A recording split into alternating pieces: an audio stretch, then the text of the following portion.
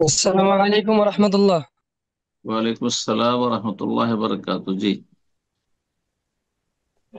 শেখ কলকাতা থেকে বলছি। বলেন প্রশ্ন। আহ, আহলে হাদিসের কিছু শাইখ বলেছেন যে যে ফাঁসির মঞ্চে ঝুলতে ও চুপে আমি বলবে না, মানে আস্তে আমিন বলবে না। তো কি কিছু কিছু বলবে? সময় কি হানাফি বলবেন? মসজিদে নামাজ পড়তে গিয়ে মা- যে একটা প্রশ্ন, একটা কিছু প্রশ্ন, শাইখ একটা। বলেছেন যে আহ,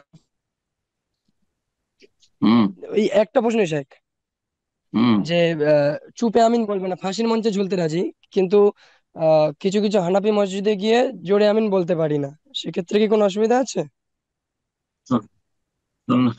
শোন- সন্ন্যত একটা করতে না দিলে মানে লড়াই করে ফাঁসির মঞ্চে ঝুলে যেতে হবে? এগুলি আলেমের কথা নাই, এগুলি আমাদের দেশে বক্তার কথা। বক্তার থেকে ইসলাম শিখবেন না, মুশকিলেরা আবেগী লোক সব। এরা আল্লাদিস হইল, এদের এলেমের অভাব রয়েছে, এলমের অভাব রয়েছে।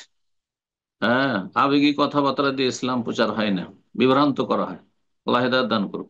আসসালামু আলাইকুম সম্মানিত শেখ। আমি ওয়ালাইকুম বর্তমানে কেরালা আসসালাম রাজ্য এবং রহমতুল্লাহ বরকাতুহু। জি, কোত্থেকে? বর্তমানে আমি ভারতবর্ষের কেরালা রাজ্য থেকে বলছি। আচ্ছা আচ্ছা, মাশাআল্লাহ, বলেন প্রশ্ন। আহ, আমি বর্তমানে একটি টিনের চাল তৈরি কোম্পানিতে কাজ করছি। তো সেখানে আমাকে পাইপগুলো রং করার দায়িত্বে নিয়োগ করা হয়েছে। তো পাইপ রং করার ফলে কিছু রঙের ছিটে ফোঁটা হাতে পায়ে লেগে থাকে।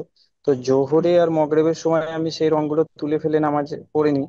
কিন্তু আসরের সময় 10 থেকে 15 মিনিট আমাকে সময় দেওয়া হয় নামাজ পড়ার জন্য। তো রং তোলার পর যখন নামাজ পড়তে যাই, উজু করার পর দেখি এখনো 1-2 ফোঁটা ছিটে ফোঁটা রং রয়ে গেছে।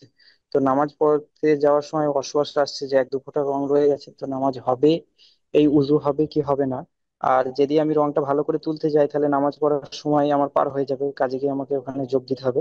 আর আমি যদি এই কাজটি ছেড়ে আমার বাবার দোকানে যাই, তো সেখানে বাবা দোকানে হিন্দুদের পুজোর কিছু সিল্কি জিনিসপত্র যেমন ধূপ, আলতা, সিঁদুর, ওই হুম হুম। মোমবাতি, এই সমস্ত জিনিসগুলো বিক্রি করে। তো আমি যদি এই কাজটি ছেড়ে দিয়ে বাবার দোকানে যাই, তো সেই সমস্ত টাকা থেকে যে ইনকাম হচ্ছে সেই রিজিক খেয়ে কি আমার ইবাদত কবুল হবে, না আমি এখানেই থাকবো এবং অন্য কাজ খোঁজার চেষ্টা করবো? আমি বিগত 1 মাস ধরে কাজ খুঁজছি, কাজ এত পাচ্ছি না। লম্বা কথা বলে, এত লম্বা কথা হইলো যথেষ্ট।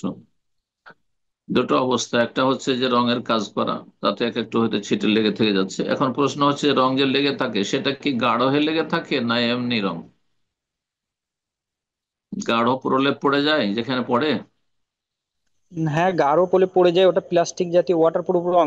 ওটা সূচের একদম ডগা বা পেনের নিপিলের ডগার মতো যদি গাঢ় ছোট। হয়, এমনি রং হয় তাহলে অসুবিধা নেই, কিন্তু গাঢ় হয়ে একবারে ওর উপরে প্রলেপ পড়ে আছে, হ্যাঁ, যদি হয় তাহলে যথাসাধ্য উঠাবার চেষ্টা করতে হবে। কিন্তু সামান্য কিছু যদি না উঠে, শরীয়তের একটি মৌলিক মাসআলা হচ্ছে ফিকহের কিতাবাদির, যে আল ইয়াসির ইউফান, সামান্য কিছু থাকলে সেই ক্ষেত্রে ছাড় রয়েছে।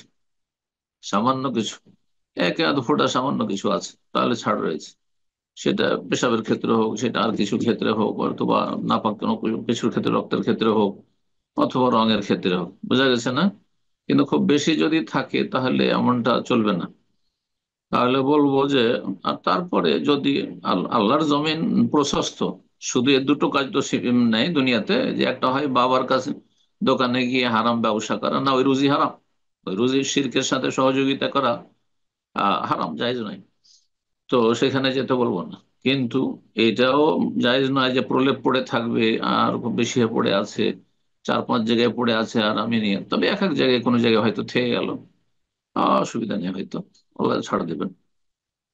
তারপরে বলবো যে এর চাইতে উত্তম বিকল্প তালাশ করতে হবে। মেলা কাজ দুনিয়াতে আছে, একজন মানুষ, হ্যাঁ, কত কাজে পরিবর্তন করে দেশ বিদেশে, আমরা দেখছি এখানে একই লোক কত কাজ, এটাতে সাকসেস হলো না, আর একটা করলো, আর একটা তো হলো না, আর একটা করলো, লেগেই আছে, মানুষ চেষ্টা করতে আছে।